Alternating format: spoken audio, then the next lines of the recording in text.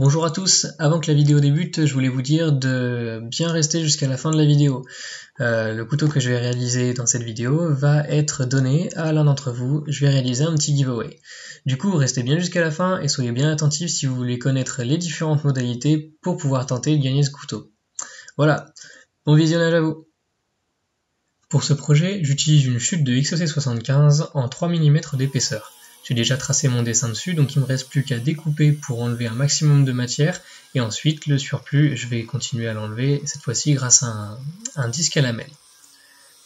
On obtient une forme qui est assez grossière et qu'il va falloir retravailler soit avec des limes, soit à la ponceuse, comme je le fais là. Et bien sûr, j'ai dessiné le couteau de façon à pouvoir travailler toutes les surfaces à la ponceuse.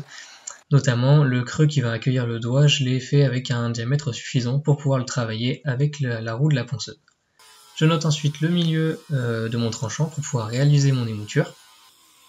Et pour ça, j'utilise encore une fois ma meuleuse parce que c'est beaucoup plus rapide que si je faisais tout sur la ponceuse.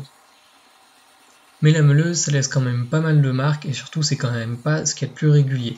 Donc pour avoir un tranchant bien plat et surtout qu'il soit suffisamment fin au niveau du tranchant, je vais quand même retoucher tout ça à la ponceuse. Une fois que mes émoutures sont prêtes, je vais pouvoir passer sur la perceuse à colonne pour percer les trous dans lesquels je vais pouvoir mettre mes rivets. Ensuite, je réalise une texture qu'on appelle une toxification sur la lame. Pour ça, j'utilise un Dremel avec un tambour abrasif. C'est la première fois que je faisais ça et c'est moyennement réussi. Je vais m'améliorer à force, mais c'est comme tout au début, on sait pas bien faire. La trempe du couteau se déroule parfaitement, ça n'a pas tordu, ça n'a pas cassé, c'est du XOC75, ça se travaille très bien. Voilà le couteau après la trempe, et après un revenu à 200 degrés pendant 1 heure. On va blanchir la lame, donc là le but c'est d'affiner le tranchant et de surtout pas toucher les plats du couteau, sinon on va perdre la texture qu'on a faite avant la trempe. Et l'avantage de la trempe, c'est que ça nous a permis de noircir cette texture et du coup d'obtenir cet effet pierre qui va contraster avec le tranchant que je polis maintenant. J'ai décidé de faire un poli miroir sur ce tranchant parce que c'est une lame courte et c'est relativement rapide. Pour terminer le polissage, un petit coup de touré à polir, enfin de frotte à polir. C'est un outil qui est relativement dangereux, donc soyez prudents quand vous l'utilisez.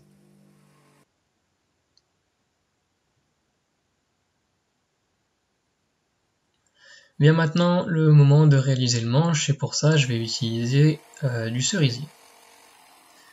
J'utilise la scie sauteuse pour séparer les deux morceaux que je vais utiliser pour mes plaquettes. Et ensuite je vais percer mes trous, toujours en mettant le rivet dans le trou qui a été percé et à travers la soie du couteau pour pouvoir assurer un alignement parfait.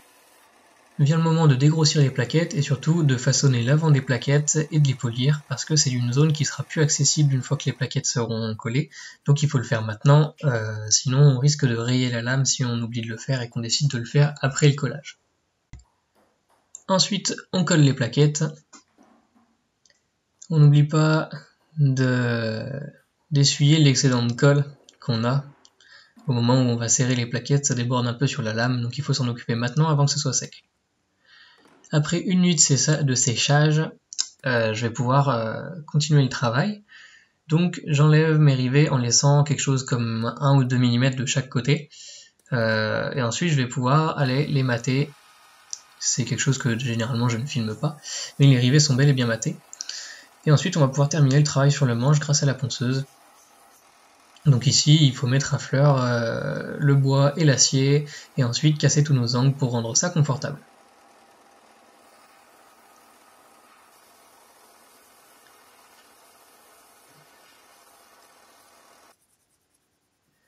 Une fois que le travail avec les machines est terminé, on passe au travail à main, donc là il faut juste polir de façon à rendre tout ça bien régulier. Et le cerisier c'est un bois qui nécessite un polissage à un grain assez élevé pour pouvoir être joli en fait. Sinon on a tendance à manquer certaines veines. Un petit bain dans l'huile, donc je vais laisser une nuit là-dedans histoire de vraiment révéler le bois.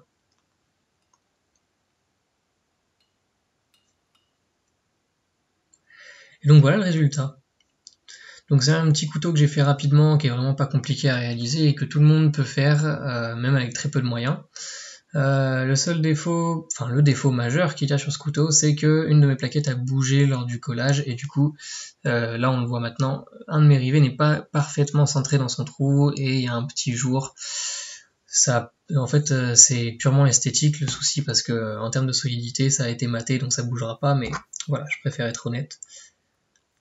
Comme vous le voyez, aucun souci d'affûtage, il peut raser sans problème.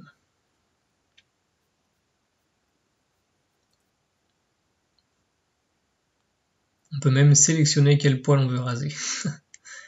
Bon, c'est un petit peu ridicule, mais tout ça pour dire que ça marche bien.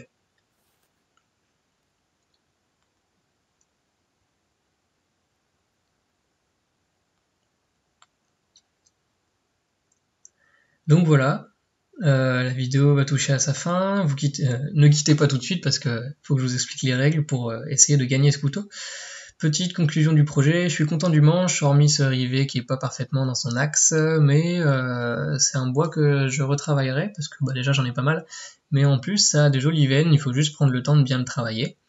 Je suis moyen content de la texture, mais c'est quelque chose qu'il va falloir que j'améliore, et j'aime beaucoup le contraste que ça fait avec le polymiroir par contre. C'est un petit couteau pour lequel je vais réaliser un étui, et qui va convenir pour toutes les petites tâches légères, que ce soit du découpage, de la gravure, que ce soit, enfin sur bois du moins.